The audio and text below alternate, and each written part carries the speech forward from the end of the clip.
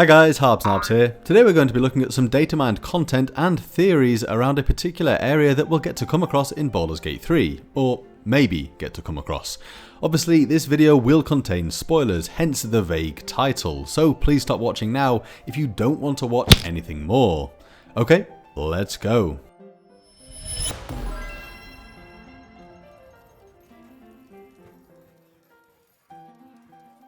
So what is this mysterious place we'll probably get to go to?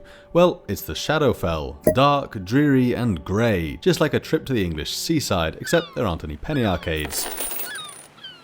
Now, Halsin has already told us about the Shadow-Cursed lands, and so has Nia. In fact, Nia tells us that we need something called a moon lantern to protect us from whatever lurks there. Now, it doesn't take much to put two and two together to realise that the Shadow-Cursed lands probably have something to do with the Shadowfell. After all, Halsin also talks about Ketheric Thorm and his Dark Justiciars, who are all associated with Shar, and she literally created the Shadowfell. So when Halsin says this, I helped overthrow Ketheric Thorm and his Dark Justiciars years ago, but I failed to prevent him from unleashing darkness across the region before he was defeated. Well, this darkness likely stems from the Shadowfell itself, but what information can we get from the game files regarding all of this? In older patches we had lines like this: Portal to Shadowfell, Harper Assassin in Shadowfell not met, Harper Assassin in Shadowfell has met. Given the references we can find of the Harpers having assisted Halsin in dealing with Ketheric, it's quite possible that there are Harpers still trapped or now residing in the Shadowfell.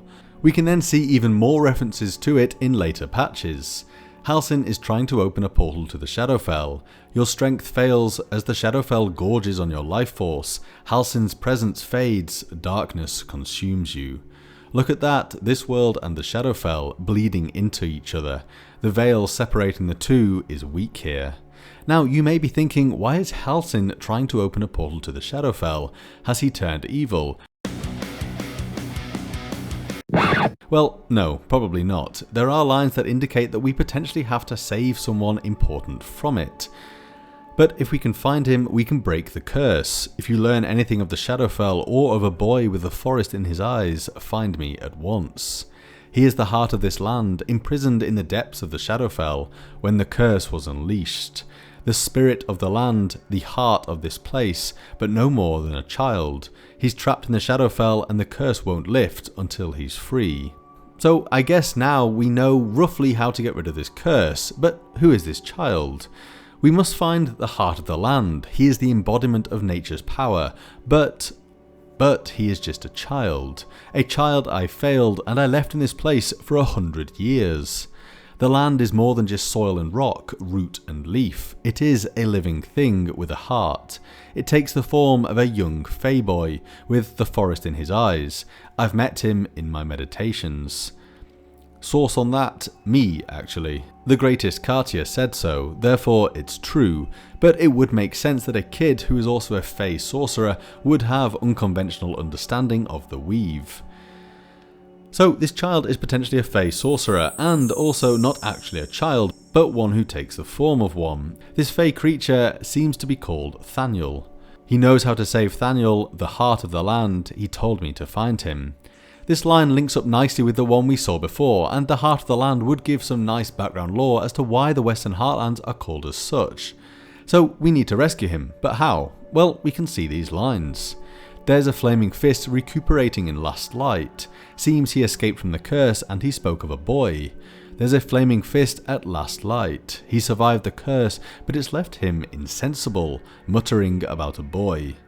The boy he spoke of is no ordinary child. He is the very heart of this land.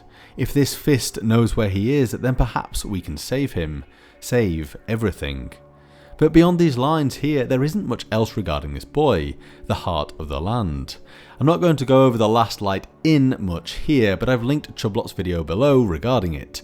It does seem to be some kind of safe haven within the Shadow-Cursed lands, and we can also find reference to it in Grimforge in early access. However, there is still more to dive into regarding the Shadowfell. Back in December over on my Discord server, the wonderful Labator posted several lines that she found regarding the Raven Queen, who is a mysterious entity found in the Shadowfell. I've also linked Labator's Nexus mods page down below, as she does wonderful mods for Baldur's Gate 3.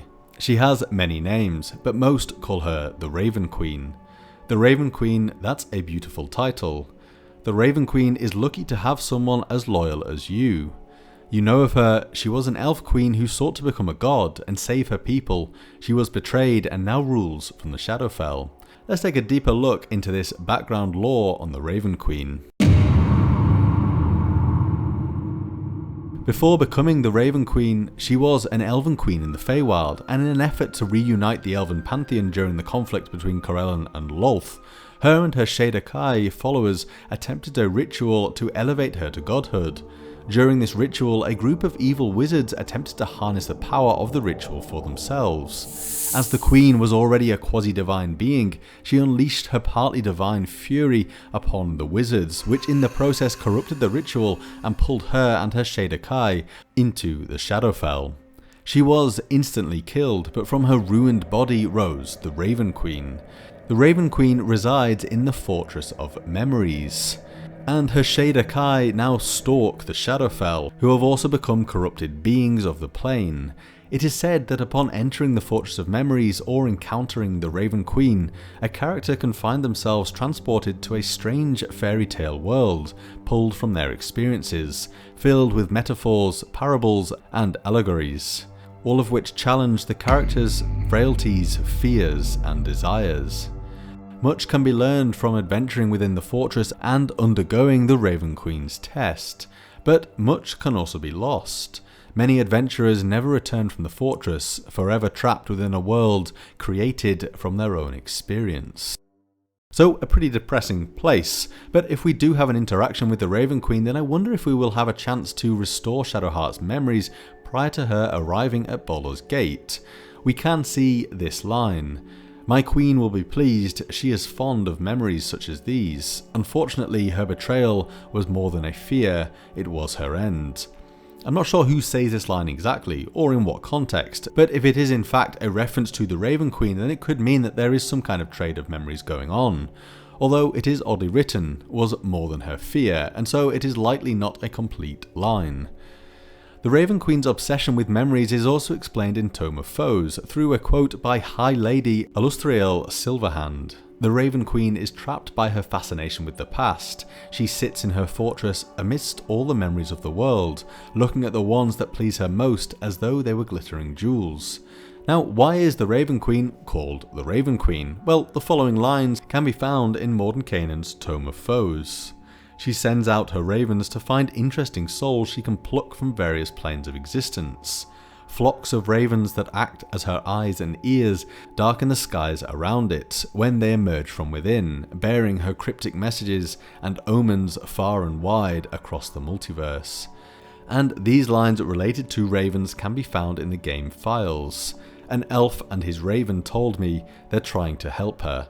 I met a strange man and a raven, he sent me looking for you. I met a man and a raven in the darkness, he mentioned you both. The raven flew high and saw a glow in the darkness. Last light in. Perhaps there you will find the truth. These two lines are quite similar, and I wonder if it is that a Shader Kai. We know from Mordenkainen's Tome of Foes that the Shader Kai can change their appearance when they leave the Shadowfell. However, the thing that makes me doubt this theory is that it says man, and apparently they usually take the form of young-looking pale elves upon departing from the Shadowfell. Okay, so moving on from the Raven Queen, there are also some lines in English XML that give away some details of what we'll be able to come across either in the Shadowfell itself or potentially in the Shadow-cursed lands near to the potential entrance to the Shadowfell. Recite the words of the Shadow Crossing Ritual. Shield yourself with the words of the Shadow Crossing Ritual. This might be referring to something we can come across in the 4th edition Manual of the Planes. Places where the boundary between the world and the Shadowfell are thin are known as shadow crossings. When active, shadow crossings permit travelers to shift from the mortal world to the corresponding location in the Shadowfell. Travelers can also activate dormant crossing points using the Shadow Passage ritual, which is easier than creating a new portal or using the planar portal ritual. This might be what Halsin was trying to do earlier. We can also see other lines like Shadowquake. A shadowquake shakes the temple, extinguishing any lights in the area. A horde of ghostly dark justiciars appear, ready to attack the necromancer with unholy vengeance. Now it seems like to end the curse on the land might be more complicated than just finding the Feyboy, because we can also see lines like this. But if I can save the heart and lift the curse, perhaps I can forgive myself. What stands out to me here is that this line makes out that potentially saving the boy and lifting the curse are two separate quests. The darkness emanating from that, it must be an anchor for the curse. Yes, the anchors alone are not enough to end the curse, we need blood from the Thorm family line. Please do, for now, focus on finding the anchors, it's the only way we can understand the curse. My life is devoted to unravelling the torment Ketheric inflicted on this land, so please find the anchors and bring them to me. But what are these anchors? The anchors would be infused with Shar's blessing, concealed where the curse of the Shadowfell is strongest. Can you give me a better idea of what these anchors look like?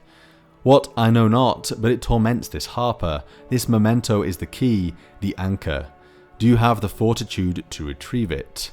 There seems to be a lot of talk of mementos and anchors, but I'm not sure exactly what the memento is referring to. It might be something linked to the trapped Harpers rather than the curse itself. What, I know not, but it ties this Harper's soul here. The gift, the memento, is the key. This Harper's soul is trapped in an endless cycle of pain, fear, and regret. The actual anchor themselves might be made up of bones. But you have all the bones, can't we end the curse at moonrise?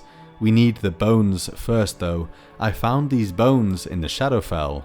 We know about the bones and we know we need the blood of a Thorm. Keep these bones and search for another, they are the key to this curse. But before we do anything with these bones, we'll probably have to bring them to someone else first. We don't know how those bones work yet, let me research them first. So let me study these damned bones and figure out how to undo this curse. Ketheric has caused enough pain already. I finished studying the damned bones, do you want to hear the result or not? Anyway, between these bones, the mysterious Fey sorcerer and Ketheric Thorm, there are a lot of stuff that we just don't have, and much of this is left to our imagination. If you enjoyed the video, then do please give me a like and subscribe, and I'll see you next time, where I'm going to be doing a video which involves no DATAMINED content whatsoever. Okay, bye!